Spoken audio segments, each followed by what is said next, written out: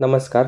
BMS second year द्रव्यगुण विज्ञान paper 2 या विषयातील आज आपण भेषज अवचारणी हा टॉपिक पाहणार आहोत. सिलेबस कॉपीमध्ये पेपर 2 मधील हा पहिलाच पॉईंट आहे. त्याला 5 मार्कांचं वेटेज दिलेलं आहे व त्यावर MCQ किंवा SAQ असे प्रश्न विचारले जाऊ शकतात.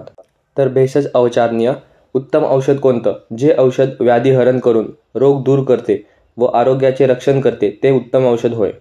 त्याचा श्लोक आहे बहुकल्पम बहुगुणम संपन्नम योग्यम औषधम. म्हणजेच काय तर बहुता, योग्यता, अनेकविध कल्पना आणि संपत हे त्याचे औषधाचे 4 गुण आहेत. त्यानंतरचा पॉईंट आहे औषधी मात्रा निकष. चरकांच्या मताप्रमाणे कोणत्याही औषधीची मात्रा चिकित्सेसाठी निश्चित करण्यापूर्वी खालील गोष्टींचा विचार करावा. म्हणजे चरक आचार्यांनी सांगितले की कोणत्याही औषधी आपण एखादा डोस ठरवताना तर खालील गोष्टींचा विचार केला पाहिजे. त्यामध्ये अवस्था, वय, दोष, अग्नी, बल, लिंग, व्याधी, द्रव्य आणि कोष्ठ.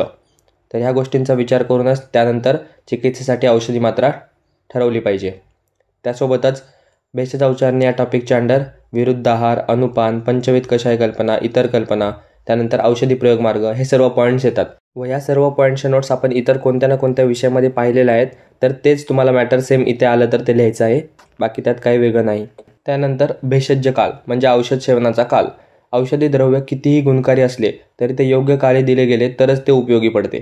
योग्य काळी औषध दिले नाही तर ते गुणकारी ठरत नाही. म्हणजे औषधासोबत त्याचा काळसुद्धा महत्त्वाचा असतो. तर पाहूयात भेषज काळ. त्यामध्ये 3 आचार्यांनुसार विविध काळ सांगितलेले आहेत. सुरुवातीला आपण चरकाचार्यांनुसार पाहूयात. चरकाचार्यांनी 11 औषधी सेवन काळ सांगितले. त्यामध्ये अभक्त, प्रागभक्त, मध्यभक्त, प्रातः पश्चात भक्त, सायं प्रचाद भक्त, मुहुर्मुहुर, सामुद्ग, सभक्त, सग्रास, ग्रासांतरम आणि निशाकाल. नेक्स्ट आहे वृद्ध वाग्भटांनुसार 11 औषधी सेवन काळ. त्यामध्ये अभक्त, प्रागभक्त, मध्यभक्त, अधोभक्त, सभक्त, अंतराभक्त, सामुगत, मुहुर्मुहुर, सग्रास, ग्रासांतर आणि निशेकाळ. व शारंगधारांनुसार 5 औषधी सेवन काळ सांगितलेले आहेत. त्यालाच पंचविध औषध काळ असं म्हणतात. तर असा MCQ सुद्धा येऊ शकतो की पंचविध औषध काळाचं वर्णन कोणी केलं? तर उत्तर आहे शारंगधर.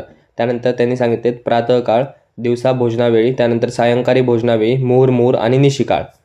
नेक्स्ट पॉईंट आहे अनुक्त कालाधिकांचा निर्णय. तर काल सांगितला नसल्यास प्रातःकाळ ठरवावा. त्यानंतर वनस्पती अंग सांगितले नसेल तर ते मेन म्हणून मूळ पकडावे. त्यानंतर प्रमाण सांगितले नसेल तर समप्रमाणात घ्यावे. पात्र सांगितले नसेल तर मृत्तिका पात्र घ्यावे. द्रव पदार्थ सांगितला नसेल तर जल घ्यावे. तेल सांगितलं नसेल तर तिळतेल घ्यावे. नुसते दुग्ध सांगितलं असेल तर गोदुग्ध घ्यावे. अनुपान सांगितला नसेल तर शुद्ध जलासोबत. त्यानंतर अग्नी वर्णन केलं नसेल तर मंद अग्नी. आणि चंदनाचा उल्लेख नसेल तर अवल्यासाठी श्वेतचंदन आणि लेपासाठी रक्तचंदन वापरावे. तर हे सांगितलं आहे की जर तुम्हाला कॉमन दिलं तर कोणतं घ्यायचं. जर एखादा तुम्हाला सांगितलं की चंदन वापरा पण कोणतं चंदन हे सांगितलं नाही तर इथे त्याचे रूल्स सांगितलेत. तर त्यालाच म्हणतात अनुक्त कालाधिकांचा निर्णय.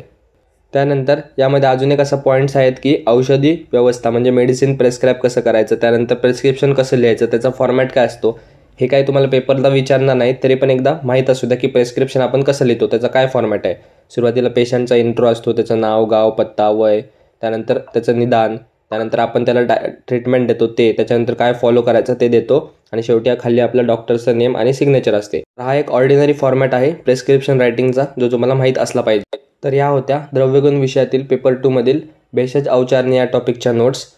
तर 5 मार्कांचं वेटेज आहे तर त्यानुसार त्याला स्टडी करा. MCQ SAQला विचारला जाऊ शकतो. तर व्हिडिओ आवडला असल्यास चॅनलला सबस्क्राईब करा, व्हिडिओला लाईक करा, तुमच्या इतर मित्रांमध्ये शेअर करा.